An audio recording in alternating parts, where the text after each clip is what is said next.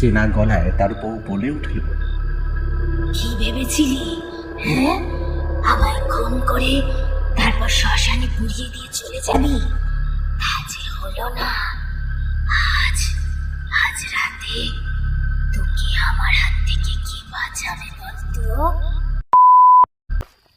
অন্ধকার যে রাস্তাটা পেরিয়ে আস্তে আস্তে হাঁটছিল বিমল, এবার যেন সে হাঁটার গতিটা একটু বেড়ে গেল। কেমন যেন মনে হচ্ছে চারপাশের ফাঁকা পরিবেশের মধ্যে সে একা নেই, কোথাও যেন কেউ রয়েছে। চারপাশের শূন্য বাতাসের মধ্যে একটা চাপা শব্দ যেন মাঝে মাঝে বিমলের কানে এসে লাগছে। মনে হচ্ছে আস্তে আস্তে কেউ বলছে, কে যায় ও পথে, ও পথে কে যায়? বিমল কিন্তু পেছনের দিকে ঘুরে তাকালো না। সে জানে অন্ধকারে এই পথে হাঁটতে হাঁটতে কোনো শব্দ শুনলে পেছনের দিকে ঘুরে তাকাতে নেই, শুধু সামনের দিকে তাকিয়ে যত তাড়াতাড়ি সম্ভব এই গোটা রাস্তাটা পেরিয়ে যেতে হবে। বিমল এর আগে এই রাস্তার ব্যাপারে অনেক গল্প শুনেছে, কিন্তু আজ রাতে তার এখানে এসে পড়ার কথা ছিল না। নেহাত বাধ্য হয়ে এখানে আসা। এটা ভাবা মাত্র হঠাৎ করে কানের পাশ থেকে ঠান্ডা হাওয়া শিরশির করে চলে গেল। বিমলের মনে হলো ঠান্ডা হাওয়ার একটা সূচালো প্রান্ত এসে তার কানের তলায় লেগেছে, আর তাতে গোটা শরীরের লোমকূপগুলো একবার শিরশির করে উঠল। বিমল জানে তার পেছনে কেউ এসে দাঁড়ায়নি, অথচ তবুও কেন জানি না বুকের মধ্যে তখন থেকে একটা কথাই ভেসে চলেছে, এই রাতে এই অন্ধকারে কেউ যদি সত্যি এসে দাঁড়ায় তাহলে বিমল কি করবে? হাতে ঝুলতে থাকা কাপড়ের ব্যাগটা শক্ত হাতে চেপে ধরেছে। আর ঠিক তখনই একটু দূরে পথের বাঁ পাশে যেখানে শ্মশানটা শুরু হয়েছে তার এক পাশে বড় পাকুড় গাছটার সামনে কে যেন একটা দাঁড়িয়ে আছে না। বিমল সেদিকে তাকাতে তার বুকের ভেতরটা ভয়ে আরো একবার কেঁপে উঠল। কোনো রকমে দুপা সামনে এগিয়ে যেতে কে যেন খনা গলায় বলে উঠল, কে যায় রে ও পথে, কে যায়, কে যায়? বিমল কথাটা শুনতে পেয়েও যেন শুনল না। গলাটা শুনেই বুঝতে পেরেছে গাছের তলায় যে দাঁড়িয়ে রয়েছে সে কোনোভাবেই মানুষ হতে পারে না। আর তার সাথে একটা খচখচ শব্দ ভেসে আসছিল তার থেকে, যেন মনে হচ্ছিল কেউ একজন কিছু একটা খেয়ে চলেছে। আর সেই খাওয়ার শব্দটাই এমনভাবে তার কানে এসে লাগছে। বিমল প্রচন্ড ভয় পেয়ে গিয়েছিল। ভয়ে তার গোটা শরীর থরথর করে কাঁপছিল। কোনো রকমে সে কাঁপা কাঁপা গলায় বলল, আমি আমি বিমল। মুরগির গন্ধ পাচ্ছি যে, হ্যাঁ, মুরগি নিয়ে যাচ্ছি সুজি। দিয়ে যা, দিয়ে যা, দিয়ে যা, আমায় দিয়ে যা। বিমল চমকে উঠল। তার হাতের ব্যাগের ভেতরে একটা মরা মুরগি ছিল। আসলে পাশের গ্রামে যার বাড়িতে গিয়েছিল সে অনেক মুরগি পোষে। আজ সকালেই দুটো মুরগি মারা গিয়েছিল। একটা মুরগি সে নিজে রান্না করেছে আর বিমলকেও খাইয়েছে, আর আরেকটা মুরগি বিমলকে দিয়ে দিয়েছে বাড়িতে নিয়ে যাওয়ার জন্য। তবে এর জন্য বিমল কিছু পয়সাও দিয়ে এসেছে। তবে ওই লোকটা জানলো কি করে সে কথা? আর ওটাকে কি লোক বলা যায়? লোক হলে তার গলার স্বর এমন কেন? এসবই মনে মনে ভেবে চলেছিল বিমল।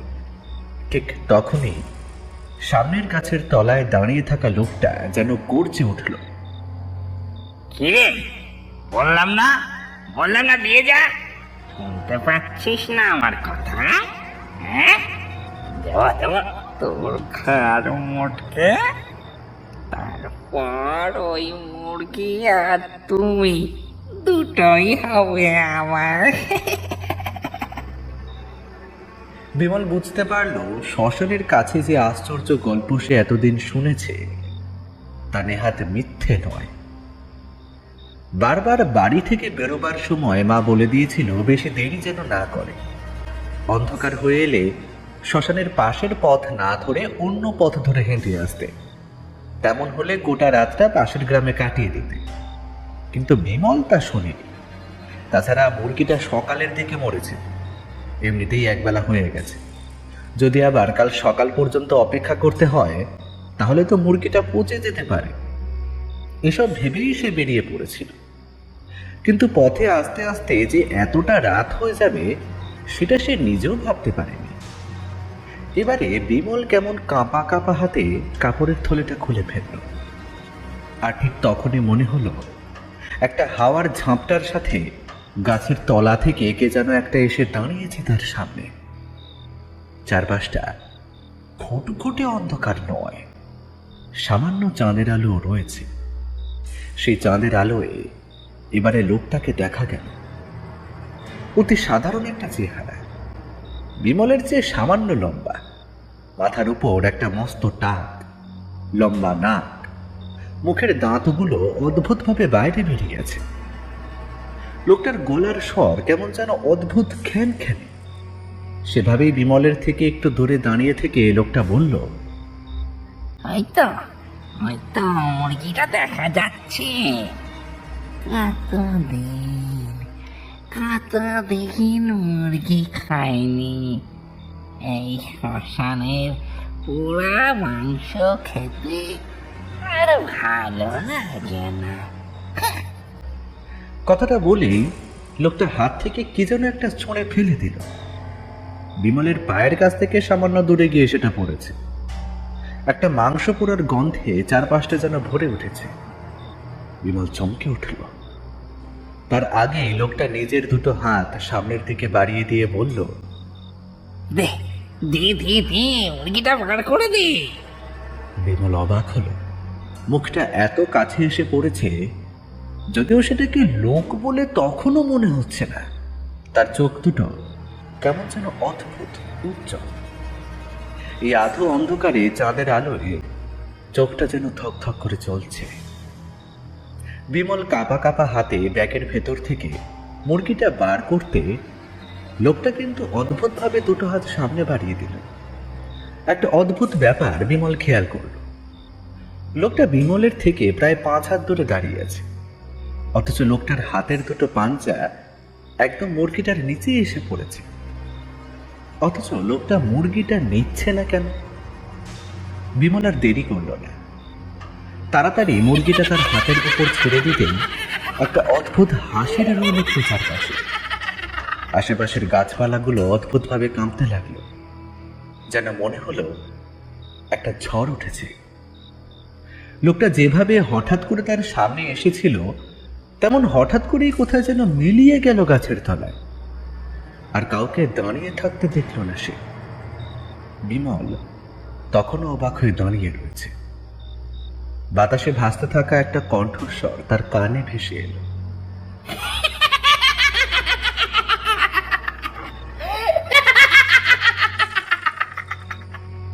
ওরকম হাওয়ার মতো দাঁড়িয়ে থাকিস না, বাড়ি যা বাড়ি যা। এই জায়গা ভালো নয়, এখানে আমি ছাড়া আরো অনেকে থাকে। মা বেটা বাড়ি যা। বিমল যতটা ভয় পেয়েছিল তার চেয়েও বেশি অবাক হয়েছিল। এই শ্মশানের পথের ব্যাপারে সে যা যা শুনেছে তার সাথে আজকের ঘটনার কোনো কিছু মিলল না। কিন্তু একটা লোক যে তাকে ভয় দেখিয়ে মুরগি নিয়ে গেছে সেটাও সে মানতে পারল না। কারণ 5 হাত দূরে দাঁড়িয়ে থাকা লোকটার হাতের পাঞ্জা তার সামনে এসে পড়েছিল, আর সে পাঞ্জা কোনো সাধারণ মানুষের হতে পারে না। কাঁপা কাঁপা শরীরে প্রচন্ড ভয় পেয়ে বিমল টলতে টলতে যখন বাড়ির কাছে দরজায় গিয়ে ধাক্কা দিল, তখন অনেক রাত হচ্ছে। বিমলের মা ঘর থেকে বাইরে বেরিয়ে এসে হঠাৎ বলল, ও মা গো, ওটা ওটা কি? বিমল সেসব শোনার মতো অবস্থায় ছিল না। টলতে টলতে সে বাড়ির দরজার কাছে জ্ঞান হারিয়ে পড়ে আর কি। তার মা কোনো রকমে তাকে বিছানায় শুইয়ে দিয়েছিল। তারপরে আর কিছুই বিমলের মনে নেই। তার ঘুম ভাঙল একেবারে পরদিন সকালে।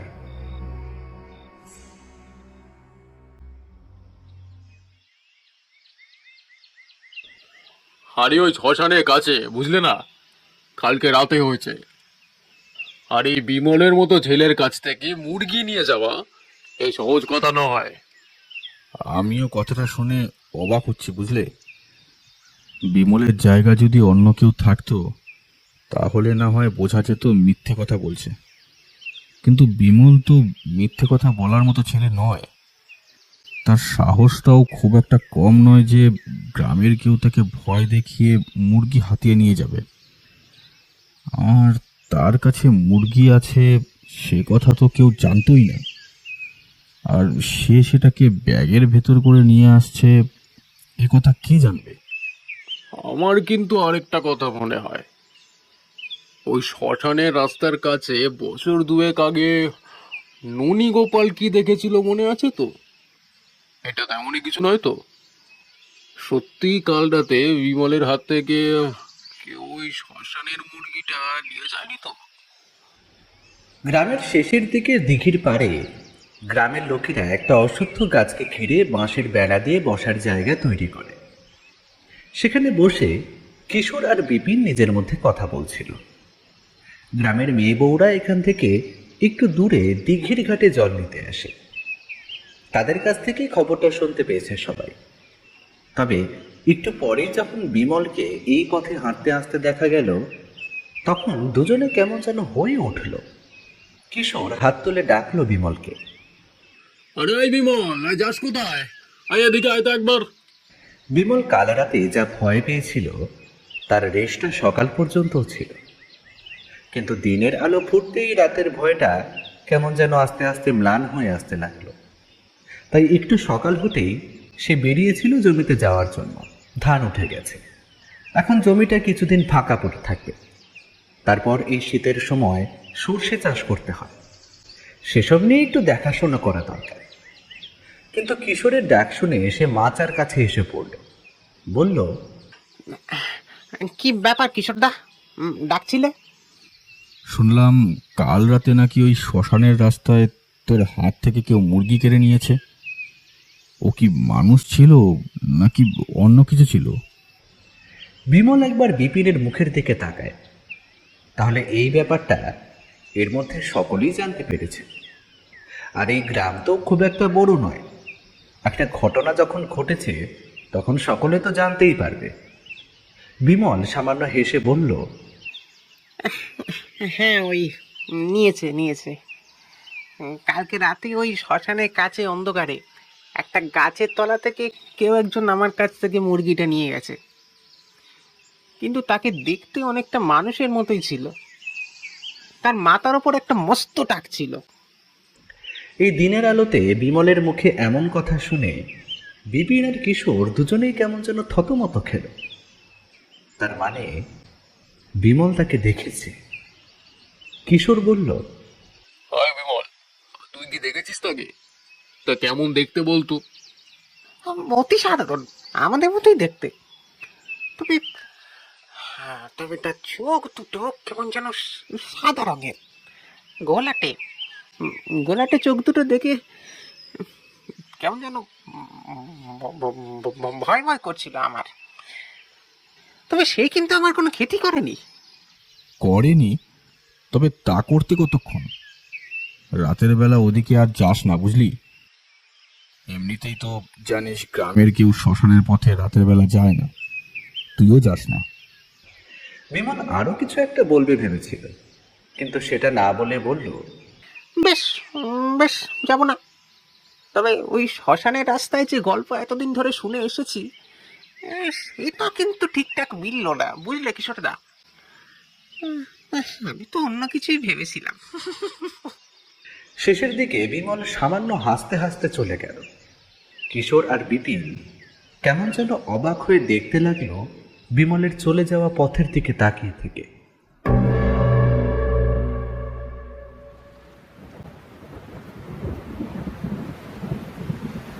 রাতের অন্ধকারে সেদিন গ্রামের শীতের সাথে সাথে বেশ জোরে বৃষ্টি নেমে এসেছে। বৃষ্টির ফোঁটাগুলো যেন ঠান্ডার সাথে জমতে জমতে আকাশ থেকে মাটি পর্যন্ত আসার পথে বরফের বিন্দু হয়ে আসছিল। ঠিক বরফের মতো দেখতে না হলেও জলবিন্দু হয়েও কিভাবে বরফ হওয়া যায় তা বৃষ্টির ফোঁটাগুলো বুঝিয়ে দিচ্ছিল। আর সেটা হাড়ে হাড়ে বুঝতে পারছিল দুইজন। অন্ধকারে দুটো মানুষ বৃষ্টির মধ্যে ভিজতে ভিজতে কাঁপতে কাঁপতে এগিয়ে যাচ্ছিল গ্রামের শ্মশানের দিকে। তাদের একজনের মধ্যে অনেকক্ষণ থেকেই একটা চাপা বিরক্তির শব্দ ভেসে আসছিল। এবার সে আর বিরক্তিটাকে চাপা না দিয়ে বলল, ধুর ধুর, আগে জানলে কি এমন শীতের রাতে মরা নিয়ে বাইরে বেরোতাম? কে জানতো যে এমন মুষলধারে বৃষ্টি নামবে? এখন না পারছি মরাটাকে কোথাও ফেলে রেখে যেতে, না পারছি। নিতাই অনেকক্ষণ ধরে রতনের বিরক্তির কথা শুনে চলেছিল, তাই কেমন যেন খেঁকিয়ে উঠে বলল, রতন চুপ কর, এখন তাড়াতাড়ি চল। গ্রামের শ্মশানে গিয়ে যে কোন বিপদে পড়তে হবে সেটাও তো এখন বুঝতে পারছি না। এমন ঝড় বৃষ্টির মধ্যে মরা পড়বো কি করে? আমি তো সেটাই বলছি, আজ রাতে কি মরা না নিয়ে বেরোলেই হতো না নাকি? হ্যাঁ কিরে নিতাই? নিতাই আর কিছু বলল না, চুপচাপ হাঁটতে লাগলো। বৃষ্টির বেগ যেন আস্তে আস্তে বাড়তে শুরু করেছে। এবার বৃষ্টির ফোঁটাগুলো ছুরির ফলার মতো ওদের গায়ে এসে ভিজতে শুরু করেছে। পিঠের ওপর ঝুলতে থাকা মরাটা মাঝে মাঝে যেন আরেকটু ভারী হয়ে আসছে, আর তার সাথে নড়ে উঠছে বলে ওদের মনে হচ্ছে। মরাটা কেমন যেন নড়ে উঠছে বলে মনে হচ্ছে না? দেখ দেখ। আমরা দুজন মিলে যেভাবে চলে এসেছি তাতে হয়তো আমাদের চলার গতিতে এই মরাটা ওভাবে কাঁপছে, তাতেই তোদের এমন মনে হচ্ছে। নিতাই ছিল সামনের দিকে আর রতন পেছনের দিকে। গ্রামের পথে দুপাশটা অন্ধকারে কেমন যেন ছিঁড়ে রয়েছে। এদিকটায় ঘরবাড়ি কম, দুপাশে যতদূর দেখা যায় গাছপালা ছাড়া ফাঁকা ধানের জমি রয়েছে।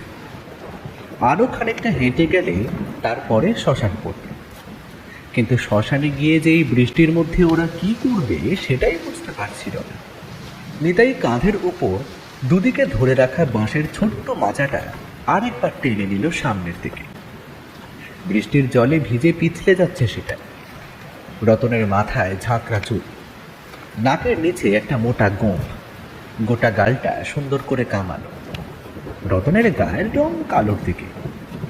সে দুহাতে কাঁধের উপর বাঁশের আগাগুলো ধরে রেখেছে বটে, কিন্তু তার চোখটা রয়েছে তার ঠিক মুখের সামনে থাকা মরাটার পায়ের দিকে। তাদের চলার গতিতেই মরাটার দুটো পা একবার এদিক আরেকবার ওদিক হয়ে চলেছে।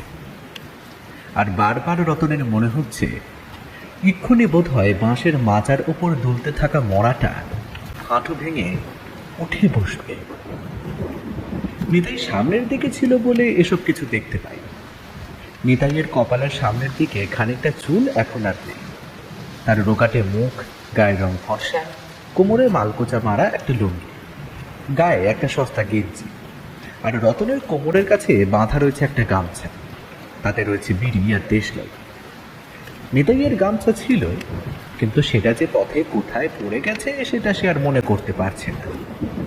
আর ওখানে এগিয়ে আসার পরে রতন কেমন অদ্ভুতভাবে চিৎকার করে উঠল, নিতাই দা, সত্যি বলছি, সত্যি বলছি, মরাটা কেমন যেন নড়ছে।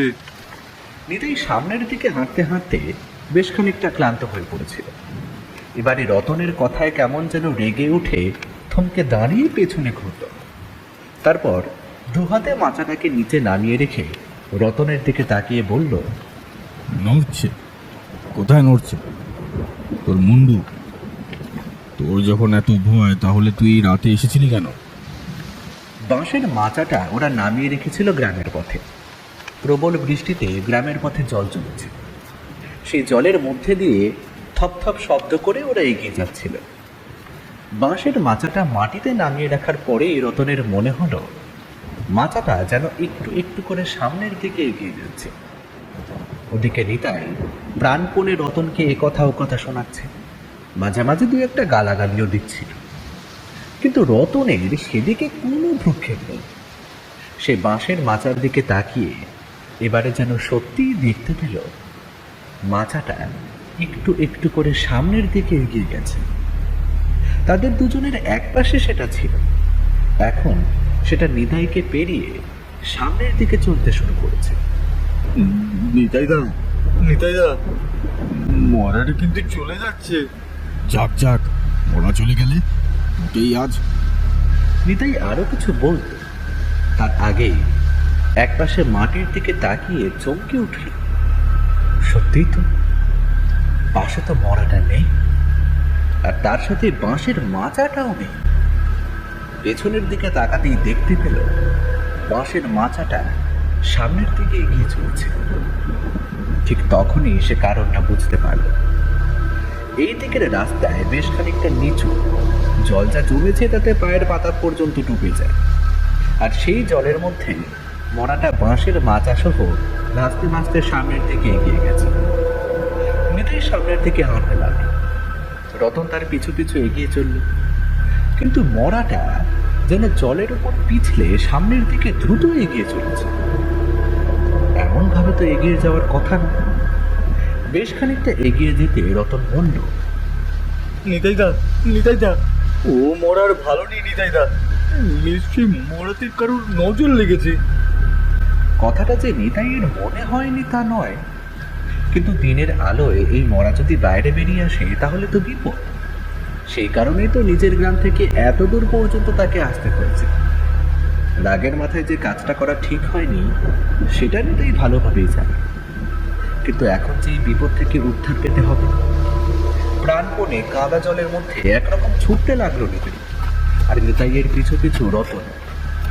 কিন্তু ওই একটা মরা বাঁশের মাচা নিয়ে সামান্য পায়ের পাতা ডোবা জলের মধ্যে এত দ্রুত কোথায় যে গেল নিতাই আর তা খুঁজে পেল না।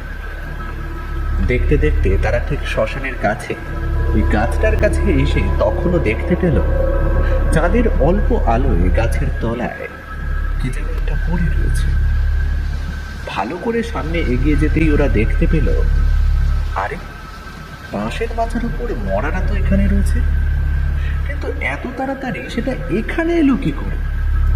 ওরা তো একরকম দৌড়তে দৌড়তে এই পথে এসেছে। বাঁদিকে তাকিয়ে দেখতে পেল শ্মশান। শ্মশানের আশেপাশে কোনো চৌহদ্দি নেই, একপাশে একটা জঙ্গল। সেই জঙ্গল পেরিয়ে সামনের দিকে খানিকটা পতিত চোখে, তারপরে পরপর সারি দিয়ে দাঁড়িয়ে রয়েছে কয়েকটা লম্বা তাল গাছ। সেই তাল গাছের পরই একটা ডোবা পড়ে। ওই পতিত জমিতেই গ্রামের শ্মশান। সেই পতিত জমির একপাশে একটা অতি পুরনো বট গাছ রয়েছে, তার তলায় চালা মতো বেঁধে শ্মশান যাত্রীদের বসার জায়গা রয়েছে। রতন বলল, ব্যাপারটা কি বলো বলো তো নিতাইদা, মরাটা নিজে থেকেই শ্মশানের কাছে এসে বললো? এমন তো আমি বাপের জন্য আর আগে দেখিনি। নিতাই ঘুঘুলো। ব্যাপারটা যে কি হয়েছে তার বুঝতে দেরি হলো না, তাই সে বলল, বৃষ্টি কমছে, বৃষ্টি কমছে। রতন, সঙ্গে সঙ্গে যা, যে কেরোসিনের ডিবিটা এনেছিলি সেটা বার কর। মরার ওপর কেরোসিন ছিটিয়ে তারপর পুড়িয়ে দিতে হবে। একবার মুখটা ভালোভাবে পুড়িয়ে দিতে পারলে আর চিন্তা নেই। মুখ পুড়িয়ে আর কেউ চিনতেও পারবে না। রতন কেরোসিনের ডিবেটার কথা মনে করতেই মনে পড়ল কেরোসিনের ডিবেটা সে মরাতলার বাঁশের মাচার উপরই বেঁধে রেখেছিল, যাতে পথে কোথাও ছিটকে পড়ে না যায়। তাই একটু অপেক্ষা করে এগিয়ে গিয়ে মাচার উপর থেকে কেরোসিনের ডিবেটা তুলে আনতে গেল। কিন্তু ততক্ষণে বৃষ্টি কমে এসেছে। পাকুড় গাছের পাতা থেকে ফোঁটা ফোঁটা জল এসে পড়েছে মরার। মাচার উপর শুয়ে রাখা এটা মেয়ে মানুষের মৃতদেহ। তার চোখ দুটো বন্ধ। গলার কাছে একটু ভালো করে দেখলে দেখা যাবে দুটো হাতে লাল ছাপ। তার পরনের শাড়িটা অগোছালো হয়ে রয়েছে। মাথার চুল অবিন্যস্তভাবে ছড়িয়ে রয়েছে বাঁশের মাচার চারপাশে। মাথার চুলে যেখানে ঠিক একপাশে বাঁশের সাথে কেরোসিনের ডিবেটা ভালো করে বেঁধে রেখেছিল রতন। বেরোবার সময় রতন আর নিতাই দুজনে মিলে দেশে মদ খেয়েছিল। সেই মদের ঝোঁকেই হোক কিংবা এতটা দৌড়ে আসার জন্যই হোক, মাথাটা কেমন যেন ঝিমঝিম করছিল। তাই যখন মেয়ে মানুষটার মুখের এক পাশ থেকে দুটো হাত বাড়িয়ে কেরোসিনের ডিবেটা খুলতে লাগলো, তখন কখন যে মরাটা চোখ মেলে তাকিয়েছে রতন তা খেয়ালই করেনি। হঠাৎ করে হাতের কাছে কি যেন একটা লাফ দেয়। রতন চমকে উঠে নিচের দিকে তাকায়, আর তখনই দেখতে পায় মরাটা মাথা তুলে একটা মস্ত হাঁ করে তার হাতের অর্ধেকটা প্রায় কামড়ে ধরেছে। রতনের মাথার ঝিমঝিম ভাব, নেশা সব কিছু কোথায় যেন ছুটে যায়। এক ঝটকায় পেছনে সরতে যেতেন তার হাত থেকে কেরোসিনের ডিবেটা ছিটকে গিয়ে পড়ে নিতাইয়ের পায়ের কাছে। ততক্ষণে খানিকটা কেরোসিন নিচে পড়ে গিয়েছে। নিতাই তাড়াতাড়ি ডিবেটা তুলে ধরে বলে, হ্যাঁ রে হতবাগা, ওভাবে লাফাচ্ছিলি কেন? রতনের তখন কথা বলার মতো অবস্থা নেই। একটু আগে যেটা সে দেখেছে সেটা যেন সে বিশ্বাস করতে পারছে না। সে স্পষ্ট দেখেছে মরাটা একটা মস্ত হাঁ করে তার হাতটা কামড়ে ধরেছে, কিন্তু তার হাতে কামড়ের চিহ্ন তো অনেক দূর, একটা ব্যথাও পর্যন্ত নেই। তাহলে রতন একবার মাথা চুলকায়। গোটা মাথাটা জলে ভিজে সপসপে হয়ে রয়েছে। সে মাথা চুলকোতে গিয়ে বেশি বেগ পেতে হয় রতনকে। তারপর একটু আমতা আমতা করে বলে, কি কি- কি জানি নিতাইদা, কিছুই তো বুঝতে পারছি না। এই যেন দেখলাম মরাটা একটা মস্ত হা করে আমায় কামড় দিতে আসছে। নিতাই কিছু একটা বলতে যাচ্ছে, তার আগেই মনে হলো পাকুড় গাছের উপরটা একবার কেউ অদ্ভুতভাবে ঝাঁকা দিল, আর তার সাথে সাথে আশেপাশে কোথা থেকে যেন খ্যানখ্যানে হাসির শব্দ ভেসে এলো। কে রে তুই? কে ওখানে? আমি নরহরি। ওরে আমি নরহরি, চিনতে পারছিস? নিতাই, কিরে চিনতে পারছিস আমায়? নরহরি নামটা যেন নিতাইয়ের চেনা চেনা বলে মনে হলো, কিন্তু কিছুতেই মনে পড়ছে না। রতন পাকুড় গাছ থেকে খানিকটা সামনেই ছিল। রতন মনে উঠল, নরহরি মানে আমাদের গ্রামের নরহরি, গলায় যার ঘা হয়েছিল, তারপর গলায় দড়ি দিয়ে যে আত্মহত্যা করেছিল। হঠাৎ করে যেন নিতাইয়ের মনে পড়ে গেল নরহরির কথা। সত্যি তো, নরহরিকে সে ভুলে গেল কি করে? তাদেরই গ্রামে তাদের বাড়ি থেকে বেশ কয়েক বাড়ি পরেই নরহরি থাকত। নরহরি আবার হেসে উঠে বলল, এবার মনে পড়েছে নিতাই, এবার মনে পড়েছে। নিতাই কেমন যেন পাথরের মতো হয়ে গেল। রতনও এক পা করে সরে এসেছে নিতাইয়ের দিকে, কিন্তু ততক্ষণে ওরা আরো একটা দৃশ্য দেখতে পেয়েছে। একটু আগে মাচার উপর শুয়ে থাকা মেয়ে মানুষের মৃতদেহটা এখন মাচার উপরে উঠে বসেছে। নরহরির হাসির সাথে তার হাসিও যোগ হলো।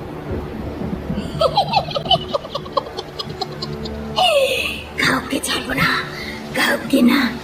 আজকে দুটোর একটাকেও ছাড়বো না।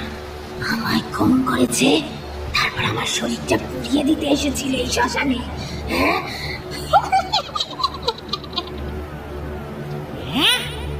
তাই নাকি রে মালতী?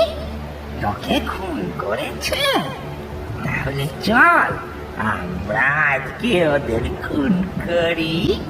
কতদিন মানুষের খাড় মদ খায়নি, কতদিন মানুষের কাঁচা মাংস খায়নি।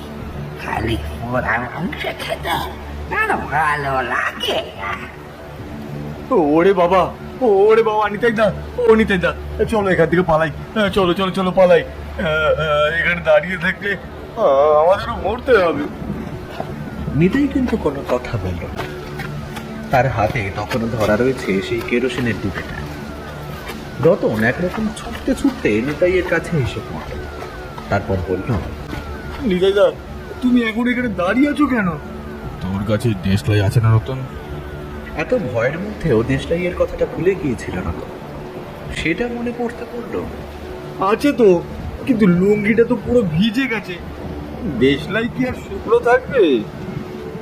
ওদিকে বাঁশের মাচার উপর ততক্ষণে মেয়ে মানুষের মরা শরীরটা উঠে দাঁড়িয়েছে। তার গলার কাছে দুটো হাতের লাল ছোপ রয়েছে। চাঁদের অল্প আলোয় ভালোভাবে তা দেখা যায় না। পাকুড় গাছের তলায় দাঁড়িয়ে থাকা নরহরির পেট এসে দাঁড়িয়েছে আরো একটু সামনে। দুজনের মিলিত হাসিতে চারপাশটা যেন ভরে উঠেছে। রতন আর দেরি করল না, তাড়াতাড়ি কাপড়ের খোঁট থেকে বার করে আনলো দেশলাই। দেশলাইটা না ভিজলেও কেমন যেন নেতিয়ে গেছে। নেতানো দেশলাই অনেকক্ষণ চেষ্টা করে জ্বালিয়ে ফেলল নিতাই। তারপর সামনের দিকে তাকিয়ে বলল, আমায় মারবি তোরা?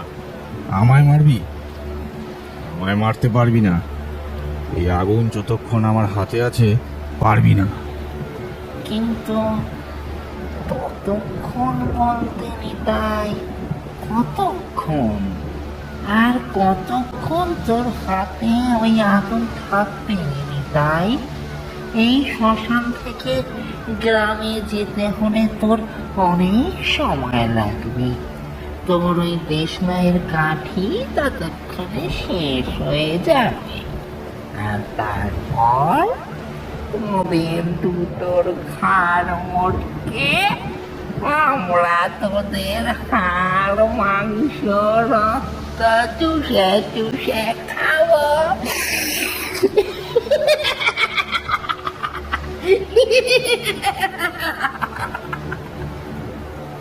রতন এমনি ভয় পেয়েছিল, এবার আরো যেন ভয় পেয়ে গেল। ভয়ের চোটে সামনের দিকে এগোতে গিয়ে নিতাইয়ের সাথে ধাক্কা লেগে তার হাত থেকে জ্বলন্ত দেশলাই কাঠিটা পড়ে গেল নিচে। আর সঙ্গে সঙ্গে যেন মুহূর্তের জন্য আগুন জ্বলে উঠল। শুধু রতন নয়, নিতাই পর্যন্ত অবাক হয়ে গিয়েছিল। তারপরেই নিতাইয়ের মনে পড়ে গেল একটা কথা। হাতে ধরে রাখা কেরোসিনের ডিবেটের দিকে এসে তাকিয়ে দেখল, কিন্তু চারপাশে ভিজে মাটি। এখানে কেরোসিন ঢেলে কোনো লাভ হবে না। শুকনো কিছু প্রয়োজন, এমন কিছু যেটা অনেকক্ষণ ধরে চলবে। তাই নিতাই রতনকে বলল, রতন, তোর গেঞ্জিটা খুলে ভালো করে চিপে যতটা শুকনো করা যায় করতো, তারপর একটা লাঠি খুঁজে নিয়ে আয়। নিতাই এইসব কথাই বলছিল। ঠিক তখনই যেন শ্মশানের দিক থেকে একটা হাওয়ার ঝড়ের মতো সামনে ছুটে আসতে লাগলো নরহরির প্রেত। আবার চিৎকার করে হেসে উঠে সেই মূর্তি বলল,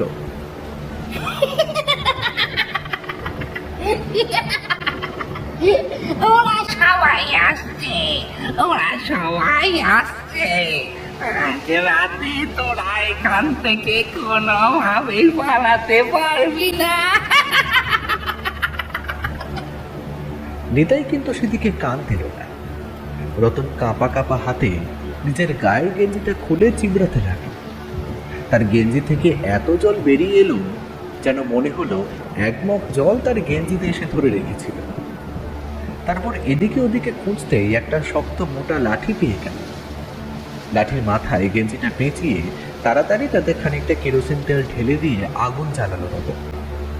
তারপর সেই মশালের আলোয় এদিকে ওদিকে ভালো করে দেখল। মশালের আলো জ্বলতেই পাকুড় গাছের তলায় সেই প্রেত আর বাঁশের মাচার উপর দাঁড়িয়ে থাকা মেয়ে মানুষের প্রেতটা কোথায় যেন উধাও হয়ে গেছে।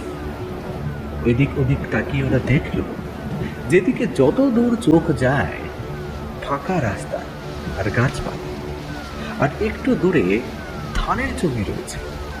তাছাড়া আর কিছু নেই। শ্মশানের দিকটা তো আরো খারাপ অবস্থা। এই মশাল বেশিক্ষণ জ্বলবে না। তাছাড়া কেরোসিনও খুব একটা বেশি নেই, অর্ধেকের বেশি তো মাটিতে পড়ে গিয়েছে। রাগে হতাশায় নিতাইয়ের মুখ থেকে কয়েকটা গালাগাল বেরিয়ে এলো রতনের উদ্দেশ্যে। রতনের ভয়টা কমে এসেছিল, একটু আমতা আমতা করে বলল, আমি কি করবো বলো তো নিতাইদা? তোমায় বারবার করে বললাম আজ শনিবার, আজ রাতে বেরিও না নিহাত একটা ভুল হয়ে গেছে, কিন্তু একটা দিন লুকিয়ে রাখলেই তো হতো নাকি? হ্যাঁ, তারপর না হয়। নিতাই মুখে আঙুল দিল। নিতাইয়ের চোখ দুটো কেমন যেন অদ্ভুত লাগছে। এখন তার দুটো চোখ যেন মশালের আগুনে ধপধপ করে জ্বলে উঠেছে। রতনের মনে হলো ওই দু চোখের আগুনে যে কোনো সময় নিতাই তাকে ভস্ম করে দিতে পারে। তারপর নিতাই বলল, এই মশালের আলোয় আমাদের কাছে কোনো গ্রামে গিয়ে পৌঁছতে হবে। শুনেছি কাছের গ্রাম এই শ্মশান থেকে খুব বেশি দূরে নয়। চল একবার চেষ্টা করে দেখি, যদি এই রাতে শ্মশান থেকে ওই গ্রামে গিয়ে পৌঁছতে পারি। মনে মনে সিদ্ধান্ত নিয়ে ওরা দুপা সামনের দিকে এগোতে যাবে, এমন সময় হঠাৎ করে ওদের সামনে কি যেন একটা এসে পড়ল। মশালের আলোতে কাদামাটির মধ্যে তাকিয়ে ওরা দেখতে পেল একটা বাচ্চা মেয়ের পুরা হাত। হাতের খানিকটা মাংস কেউ যেন খুবলে খুবলে খেয়েছে, বাকি হাতটুকু ছুড়ে দিয়েছে ওদের সামনে। রতন ভয় চিৎকার করে উঠল। ঠিক তখনই শ্মশানের দিক থেকে একসাথে যেন কয়েকটা গলা হেসে ওঠার অদ্ভুত হবে। মশালের আলোটা হাতে নিয়ে তাই আগে আগে হেঁটে যাচ্ছিল, তার পেছনে হেঁটে যাচ্ছিল রতন। কিন্তু রতনের যেন বারবার মনে হচ্ছে পিছু পিছু গ্রামের রাস্তার পথের পাশের জঙ্গলগুলোর উপর ভর করে কারা যেন এগিয়ে আসছে। রতন একবার সামনের দিকে তাকিয়ে বলল, এই নিতাইদা, কারা যেন আমাদের পিছু পিছু আসছে না? রতনের কথা শোনার মতো মনের অবস্থা নিতাইয়ের তখন ছিল না। সে মশালটার দিকে বারবার তাকিয়ে দেখছিল। মশালটা কেমন যেন হয়ে আসে, কিন্তু এখনো গ্রাম এসে পড়ল না। কোনো গ্রাম তো এত দূরে হওয়ার কথা নয়, তারা তো বেশ খানিকটা পথ হেঁটে এসেছে। হ্যাঁ রে রতন, আমরা ঠিক পথে এসেছি তো? যদি পথ ভুল হয় তাহলে কিন্তু গ্রাম খুঁজে পাবো না। সামান্য ভুল হলে মাঠের মধ্যে গিয়ে পড়তে হবে আমাদের। রতন নিজেই পথ বলে দিচ্ছে, কিন্তু এবার রতনেরও কেমন যেন ভয় হলো। মনে হচ্ছে আগে দু রাস্তার বাঁকের সময় ডান দিকে যাওয়া প্রয়োজন ছিল, কিন্তু অনেকদিন হলো সেই গ্রামের দিকে আসেনি। আর রাতের অন্ধকারে ওভাবে কি পথ চেনা যায়? তাই সে ভুল করে ঢুকলো নাকি? রতন আরো কিছু বলতে যাবে, ঠিক তার আগে একটা দমকা হাওয়া যেন ছিটকে এসে লাগলো মশালের গায়ে। আর ধূপ করে একটা শব্দ হয়ে কোথায় যেন কি একটা পড়ল। নিতাই পাথরের মতো শক্ত হয়ে দাঁড়িয়ে রইল, কারণ তার হাতের মশালটা দমকা হাওয়ায় নিভে গেছে। রতন পেছন থেকে কেমন যেন ভয়ার্থ গলায় চিৎকার করে উঠল, এবার কি হবে? এবার কি হবে গো নিতাইদা? ও নিতাইদা, এবার কি হবে বলো না? কিছুই হবে না, শুধু তোমার নরম নরম মাংসগুলো আমরা কজন একটু একটু আয়েস করে খাবো। অনেক দিন জ্যান্ত মানুষের মাংস খাই না রে রতন। কথাটা যেন খুব কাছ থেকে ভেসে এলো। রতন ভয়ে ভয়ে একবার পেছনে তাকিয়েছে। ঠিক তখনই মনে হলো গ্রামের যে পথ ধরে তারা এতক্ষণ হেঁটে এসেছে সেই পথেই ওদের পেছনের দিকে পাশাপাশি দাঁড়িয়ে রয়েছে কয়েকটা ছায়া মূর্তি। তাদের মুখগুলো কিন্তু চাঁদের আলোয় অল্প অল্প দেখা যাচ্ছিল, কিন্তু ও কি অবস্থা হয়েছে ওদের মুখের। গালের কাছে মাংস যেন গলে গলে পড়ছে নিচের দিকে, দুটো চোখ সাদা দপদপ করে জ্বলছে। শুধু তাই নয়, তাদের বড় বড় দাঁতের ফাঁক থেকে রক্ত নাকি ওটা লালা গড়িয়ে পড়ছে। রতন রতন তাড়াতাড়ি আমার এই গেঞ্জিটা ভালো করে শুকিয়ে নিয়ে তারপর এটা দিয়ে মশাল জ্বালা। রতন আর দেরি করল না, ততক্ষণে পেছনের মূর্তিগুলো আরো খানিকটা কাছে এসে পড়েছে। রতন গেঞ্জিটা আবার পুড়ে যাওয়া লাঠির মাথায় জড়িয়ে নিয়ে কেরোসিন তেল ঢাললো তাতে। তারপর আবার আগুন জ্বালিয়ে দিতে পেছনের মূর্তিগুলো অদ্ভুতভাবে হাসতে হাসতে কোথায় যেন উঠে গেল। শুধু যাওয়ার আগে নিতাইয়ের চেনা একটা মেয়েলি গলা বলে গেল, কতক্ষণ আর কতক্ষণ এভাবে পথে পথে ঘুরে বেড়াবি? কতক্ষণ ওই আগুন তোদের বাঁচাতে পারবে? এই একই কথা নিতাইও ভাবছিল। বৃষ্টি অনেকক্ষণ হলো কমে গেছে। গোটা আকাশের মেঘ যেন সরে আসতে শুরু করেছিল একটু একটু করে। চাঁদটা আগের চেয়েও বেশি আলো ছড়াচ্ছে। চারপাশে তাকিয়ে গ্রামের চিহ্ন মাত্র ওরা দেখতে পেল না। যেদিকে তাকায় পথের দুপাশে ঘন জঙ্গল আর বহু দূরে ধানের জমি। মশালটা হাতে নিয়ে নিতাই মাটির উপর ধপ করে বসে পড়ল। কাদামাটিতে ওভাবে বসে পড়ার জন্য একটা অদ্ভুত শব্দ হলো। রতন বেশ খানিকটা দূরে দাঁড়িয়েছিল। নিতাইকে ওভাবে বসতে দেখে সে নিজেও বসে পড়ল। আজ রাতে যে তারা এই প্রেতের হাত থেকে বেঁচে বাড়ি ফিরতে পারবে তার কোনো নিশ্চয়তা নেই। রতন এতক্ষণ পরে রেগে উঠল, বলল, তোমার সঙ্গে না এলে এত বিপদে পড়তাম না নিতাইদা। তখন যদি আমার কথা তুমি শুনতে তাহলে আর এমনটা হতো না। তুমি নিজের হাতে। রতনের মুখের কথা শেষ হওয়ার আগেই নিতাই উঠে গেল মাটি থেকে। তারপর একটা হাত দিয়ে রতনের মুখটা চেপে ধরতে যেতেই রতনের শরীরটা কাদামাটির উপরে গিয়ে পড়ল। রতনের মাথায় ভেজা কাদামাটি লাগলো, তার কানের ফুটোতে জল ঢুকে গেল। অদ্ভুত গলায় নিতাই বলল, রতন চুপ, একদম না। ও কথা একদম যেন কাক পক্ষীতে টের না পায়। টের পেলে শেষ। টের পেলে যে কি হবে সেটা আর নিতাইয়ের বলা হলো না, কারণ ততক্ষণে তাকে একটা ধাক্কা দিয়ে গাড়ির উপর থেকে সরিয়ে দিয়েছে। তারপর হাঁপাতে হাঁপাতে বলল, তুমি না পাগল হয়ে গেছো নিতাইদা, বুঝলে? একদম পাগল হয়ে গেছো। তোমার সাথে থাকলে আমিও মরবো। আমি তো কিছু করিনি, তাহলে আমি তোমাদের সাথে মরবো কেন? হ্যাঁ, আমি আর এখানে থাকবো না। দাও দাও দাও, মশালটা আমায় দাও। আমি বাড়ি ফিরে যাই। নিতাই তাড়াতাড়ি হাতের মশালটা পেছনের দিকে সরিয়ে নিয়ে বলল, কেন দেব? তোকে কেন দেব? তোর যদি বাড়ি যেতেই হয় তাহলে মশাল ছাড়াই যা, তারপর দেখ কি হয়। ভালো হবে না কিন্তু নিতাইদা, মশালটা দাও আমায় বলছি। তুমি যা করেছো তার শাস্তি তো তোমায় পেতেই হবে। তুমি এখানে বসে বসে মরো, এই আমি এখানে থাকবো না। দাও দাও দেখি আমাকে। মশালটা একটা হাত দিয়ে রতন নিতে গেল, আর নিতাই মশালটা পেছনের দিকে সরিয়ে নিল। রতনের গলা আবার কঠিন হয়ে উঠল। ভালোই ভালোই বলছি নিতাইদা, আমায় মশালটা দিয়ে দাও। দেব না, তোকে মশাল আমি দেব না। মশালটা পেছনের দিকে সরাতে গিয়ে বসে থাকা কাদামাটির মধ্যেই যে মশালের আগুনটা চেপে ধরেছিল সেটা নিতাই কেন রতনও বুঝতে পারেনি। একটু পরে যখন আশপাশটা অন্ধকার হয়ে এলো আর হাসির শব্দটা শোনা গেল, তখনই যেন দুজনের চমক লাগলো। ততক্ষণে রতন দুটো হাতে নিতাইয়ের গলা চেপে ধরেছে। নিতাইও একটা হাতে রতনের গলা চেপে ধরে তাকে ধাক্কা দিতে চাইছে। ঠিক তখনই সেই অদ্ভুত ভয়ঙ্কর গলাটা বলে উঠল, বলেছিলাম না আর বেশিক্ষণ নয়। বলেছিলাম না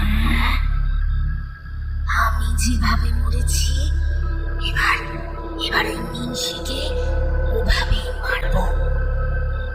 রতন পেছনের দিকে তাকিয়ে ভালো করে দেখল, সেই ছায়ামূর্তিগুলো এখন তার পেছনে এসে দাঁড়িয়েছে। নিতাইয়ের হাতের মশালটা নিভে গেছে। নিতাই কোনো রকমে ভয়ে ভয়ে একবার বলল, রতন, মশালটা তো নিভে গেছে। রতনের মুখে আর কথা শুনল না, কারণ ততক্ষণে সে বুঝতে পেরেছে তার একটা পায়ের উপর জল কাদার ভেতর থেকে একটা হাত উঠে এসেছে।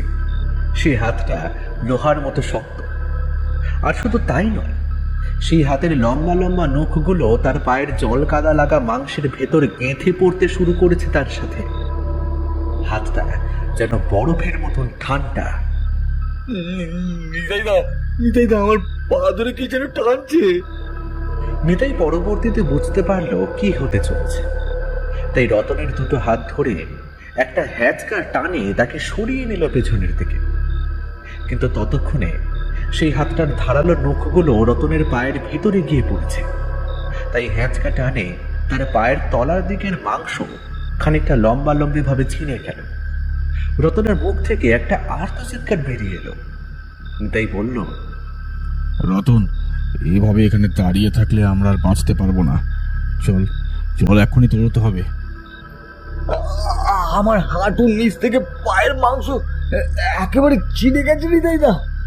আমি আমি দৌড়াতে পারবো না, আর পারবো না। রতন কথাটা বলল বটে, কিন্তু নিজের প্রাণ বড় পালায়। তাই কোনো রকমে নিতাইয়ের একটা হাতের উপর ভর রেখে রতন সেই রক্তাক্ত পাটা নিয়ে দৌড়ানোর চেষ্টা করতে লাগলো। কিন্তু কোন দিকে যাচ্ছে তারা নিজেও সেটা বুঝতে পারল না। ওদিকে পেছনে সেই আলো আঁধারিতে ছায়ামূর্তিগুলো জল কাদা পেরিয়ে থপথপ শব্দ তুলে এগিয়ে আসতে লাগলো ওদের দিকে। বেশি দূর ওরা যেতে পারল না।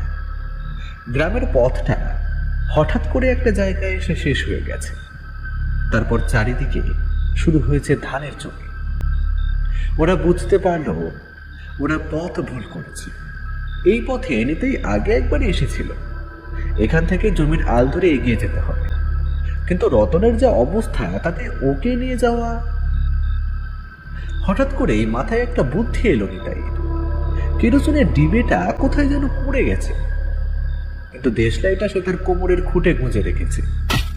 রতনকে একটা ধাক্কা দিয়ে মাটির উপর ফেলে দিয়ে নিতাই বলল, তোকে তোকে সঙ্গে নিলে আমরা এখান থেকে পালাতে পারবো না। তাই তুই এখানে থাক, আমি চলি। না রতন দা, তুমি এটা করতে পারো না। আমি আজ রাতে শুধু তোমার জন্য কিন্তু এখানে এসেছিলাম। আমার জন্য না, তুই এসেছিলি পয়সার জন্য। তোকে পয়সা দেবো বলেছিলাম, আর তাই লাশটা বয়ে শ্মশান পর্যন্ত আমি বলেছিলি। তুই তোর ব্যবস্থা তুই করে নে, আমি চললাম। নিতাই দেশলাই দিয়ে একটা আগুন চালালো। তারপর হাঁটতে হাঁটতে গ্রামের জমির আল বেয়ে নেমে গেল নিচের দিকে। এদিকে রতন ভয়ে কাঁপতে কাঁপতে সেখানেই পড়ে রইল। কোনো রকমে উঠে হাঁটবার চেষ্টা করছিল, কিন্তু বুঝতে পারছিল পায়ে প্রবল যন্ত্রণা হচ্ছে। তবুও বোধহয় একটু চেষ্টা করছে। কিন্তু তার আগেই দেখতে পেল চারপাশে কালো কালো কয়েকটা ছায়া মূর্তি এসে পড়েছে। রতন হাত জড়ো করে একবার শুধু বলল, আমায় ছেড়ে দাও, আমায় ছেড়ে দাও, আমার তো কোনো দোষ নেই। নিতাই একটার পর একটা কাঠি জ্বালাতে জ্বালাতে গ্রামের আল পথ ধরে এগিয়ে যাচ্ছে, যদি কোনোভাবে বাঁচা যায়। কিন্তু বুঝতে পারছে না এই কাঠি হাতে নিয়ে খুব বেশিক্ষণ আল ধরে যাওয়া যাবে না। একে তো গোটা শরীর ভিজে সব করছে। শীতকালে ভিজে যাওয়া শরীরে রাতের বেলা যে কতটা ঠান্ডা লাগে আজ প্রথমবার নিতাই তা বুঝতে পারল। কারণ আজ ঠান্ডার সঙ্গে তার ভয়ও করছিল। কাঠিতে হাত দিয়ে দেখল অর্ধেকের বেশি কাঠি শেষ হয়ে এসেছে। কিন্তু এই পথে এসে যাবে কোথায়? একটু এগিয়ে এসেছে, এমন সময় পেছন থেকে রতনের ডাক শুনতে পেল। নিতাই দা, ও নিতাই দা। ডাকটা শুনে নিতাই একবার থমকে দাঁড়ালো। তারপর কাঠিটা পেছনের দিকে ঘুরিয়ে দেখল সত্যিই রতন হাঁটতে হাঁটতে আসছে, একটু খুঁড়িয়ে চলছে। কিন্তু তাহলে কি ওই প্রেতের দল রতনকে ছেড়ে দিল? তাহলে কি ওই মাঠের পথ পেরিয়ে তারা গ্রামের জমির আলপথে নেমে পড়েছে বলেই তারা আর এখানে আসতে পারল না? কথাটা ভাবা সত্ত্বেও নেতাই একটু সন্দেহের চোখে বলল, রতন, রতন, তুই এখানে এলি কি করে? তোকে তো আমি ওই রাস্তার ওখানে ছেড়ে এসেছিল মরার জন্য, কিন্তু আমি তো মরিনি, তা তো দেখতেই পাচ্ছ। তুমি চলে আসার পরে আর কেউই আসেনি। তারপর কোনো রকমে কষ্ট করে এতটা পর্যন্ত এসেছি। আরো খানিকটা এগিয়ে এলো রতন। নিতাইয়ের হাতের কাঠিটা তখন ফুরিয়ে এসেছে। সে আবার একটা কাঠি বার করে জ্বালাতে যেতেই রতন একটা অদ্ভুত কাজ করল। আরে আমরা এত দূর যখন এসে পড়েছি আর কোনো চিন্তা নেই, আর কিচ্ছু হবে না। শুধু শুধু কাঠি জ্বালিয়ে আর কোনো লাভ নেই, বুঝলে? তার চেয়ে আমার কাছে বিড়ির প্যাকেট আছে, একটা বিড়ি ধরাই। অনেকক্ষণ ধরে বিড়ি খাইনি। কথাটা বলে রতন কোমরের খুঁট থেকে একটা বিড়ি বার করলো বোধহয়। নিতাই আধো অন্ধকারে ভালোভাবে বুঝতে পারল না। তারপর হাত বাড়িয়ে নিতাইয়ের কাছ থেকে একটা দেশলাই নিল। দেশলাই নেওয়ার সময় রতনের সাথে নিতাইয়ের আঙুলে একবার ছোঁয়াছুঁই হয়ে গেল। রতনের হাতটা ঠান্ডা, বোধহয় বৃষ্টিতে ভেজার জন্য এমনটা হয়েছে। নিতাইয়ের ভয়টা ততক্ষণে কমে আসতে শুরু করেছিল। জমির আলে একপাশে পা ঝুলিয়ে বসল। শরীরে যে কোথায় কোথায় কেটেছে তা এখন মনে নেই। বাড়িতে ফিরে ভালো করে স্নান করতে হবে, তারপর ক্ষত স্থানগুলোকে দেখতে হবে। কিন্তু লাশটার যে কোনো গতি করা হলো না। সে যা হোক, কাল সকালে না হয় গ্রামের লোকেদের কাছে বলবে তার বউটা কোথাও চলে গিয়েছে। এসবই ভাবছিল হৃদয়। তারপরেই মনে পড়ল, আরে রতন তো দেশলাইটা অনেকক্ষণ নিয়েছে, বিড়িটা জ্বালাচ্ছে না কেন? কথাটা ভেবে একপাশে তাকাতেই চাঁদের অল্প আলোয় নিতাইয়ের গোটা শরীর থরথর করে কেঁপে উঠল। কোথায় রতন? তার পাশে বসে রয়েছে তার নিজের হাতে খুন করা তার বউ।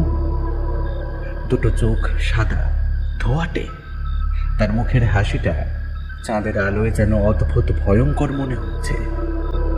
গলার কাছে লাল টকটকে হাতের ছাপের দাগটা যেন নিতাই এই অন্ধকারের মধ্যেও দেখতে পেল। চেনা গলায় তার বউ বলে উঠল, কি ভেবেছিলি? হ্যাঁ, আমায় খুন করে তারপর শ্মশানে পুড়িয়ে দিয়ে চলে যাবি? আজ হলো না। আজ রাতে তোকে আমার হাত থেকে কি বাঁচাবে বলতো? নিতাই সেই মেয়ের গলার স্বর শুনে কেমন যেন ভয় ছিটকে গেল দুহাত পেছনে। জমির আল হয়ে নিচের দিকে নেমে গেছে। ছিটকে যাওয়ায় তাল সামলাতে না পেরে জমির আল ছেড়ে সে গিয়ে পড়ল জমির কাদা মাটির ভেতর। তার মাথাটা ঢুকে গেল কাদা মাটির মধ্যে। কোনো রকমে সেখান থেকে উঠে বুঝতে পারল কাদা মাটিতে ভরে গেছে সে। জমির মধ্যে থাকা পাথরের টুকরো তার গালে এসে ঢুকেছে। কোনো রকমে মুখের কাদা সরিয়ে নিয়ে সামনে চোখ খুলতেই দেখতে পেল তার ঠিক সামনেই একখানা মুখ। সেই সাদা চোখ, সে অদ্ভুত বড় বড় দাঁতের হাসি, আর সেই মাথার লম্বা চুল অদ্ভুত হাওয়ায় পেছনের দিকে উঠছে। নিতাই আর নিজেকে সামলাতে পারল না। ঠিক তখনই একটা চিৎকার বেরিয়ে এলো তার গলা থেকে।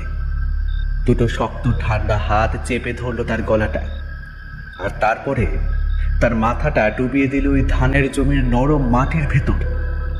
নিতাই চিৎকার করার চেষ্টা করলো, কিন্তু পারল না। তার দম ক্রমশ শেষ হয়ে আসতে লাগলো।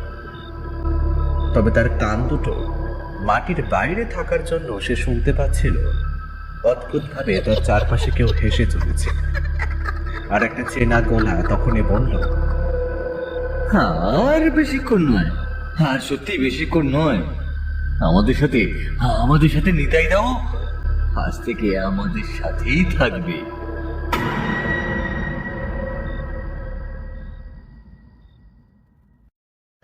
পরদিন সকালে জমির মধ্যে যারা কাজ করতে এসেছিল তারা দেখতে পেয়েছিল ব্যাপারটা। একটা ঘাড় ভাঙা মৃতদেহ জমির একপাশে কাদার মধ্যে মুখ গুঁজে পড়ে রয়েছে। আর একটা মৃতদেহ পড়েছিল গ্রামের পথ যেখানে শেষ হয়ে জমিতে পড়েছে সেখানে। এই পথ দিয়ে কোথাও যাওয়া যায় না, চারপাশে শুধু জমি আর জমি। সেদিন রাতে রতনের পথ ভুল হয়েছিল। বাঁ দিকে যাওয়ার বদলে যদি ডান দিকে ঢুকতো তাহলে মিনিট পাঁচেকের মধ্যেই তারা গ্রামে গিয়ে পড়তো। কিন্তু কোনো এক অদৃশ্য কারণে তারা ওই জমির মধ্যে গিয়ে পড়েছিল। সেই অদৃশ্য কারণটা কেউ জানে না। শুধু এই গোটা হত্যাকাণ্ডের কথা যেভাবে গ্রামের লোকেরা বুঝতে পেরেছিল তাতে এই দাঁড়ায় যে সেই শ্মশানের কাছে যারা থাকে এগুলো তাদের কাজ। রাতের অন্ধকারে এই কাজটা তারাই করেছে। তার আরো একটা বড় প্রমাণ ছিল শ্মশানের ঠিক বাইরে একটা ছোট্ট বাঁশের মাচার উপর পড়েছিল একটা মেয়ে মানুষের মৃতদেহ। গ্রামের লোকেরা খোঁজ খবর করে জানতে পারে সেটা পাশের গ্রামের একটা মেয়ের দেহ। নিতাইয়ের বউ আর রতন ওই তিনজনের মৃতদেহই শ্মশানে পোড়ানো হয়েছিল। তবে এই সমস্ত কথা জানতে পেরে বিমল একবার মনে মনে ভেবেছিল, কই সেদিন তো সে শ্মশানের সামনের পথ দিয়ে এসেছিল, সে তো এমন কোনো ব্যাপার দেখেনি। আর তাহলে শ্মশান নিয়ে শোনা আরেকটা গল্প নতুন জমলো, কিন্তু তার তো মনে হয়নি শ্মশানের কাছে এমন বিভৎস প্রেতের দল থাকতে পারে। বিমল যা দেখেছিল তাতে তার মনে হয়েছিল শ্মশানের কাছে যারাই থাকুক না কেন তারা খুব একটা খারাপ নয়। কিন্তু এই হত্যাকাণ্ডের কথা চাউর হতেই বিমলের বুকের ভেতরটা কেঁপে উঠেছিল। তাহলে সেদিন রাতে যদি সে মুরগিটা না দিয়ে দিত, তাহলে তার অবস্থাটাও কি এমনটাই হতো? তার মৃতদেহটাও কি পড়ে থাকতো শ্মশানের একপাশে? গ্রামের রাস্তার উপর জঙ্গলের ভেতরে কেঁপে উঠছিল, কিন্তু সেই রাতের কথা সে নতুন করে আর কাউকে বলেনি। আর গভীর রাতে গ্রামের শ্মশানের পাশের পথ ধরে ফেরার কথা সেও আর ভাবতে পারেনি। এরপরেও বেশ কয়েকদিন ঘুমের ঘোরে এসে দেখতে পেত শ্মশানের সামনে ওই পাকুর গাছের তলায় কে একজন দাঁড়িয়ে দুটো লম্বা হাত বাড়িয়ে রেখেছে তার দিকে, আর বলছে, কি রে, দে আমায় মুরগিটা দে, নইলে নইলে তোর ঘাড় এক্ষুনি মট করে ভেঙে দেব।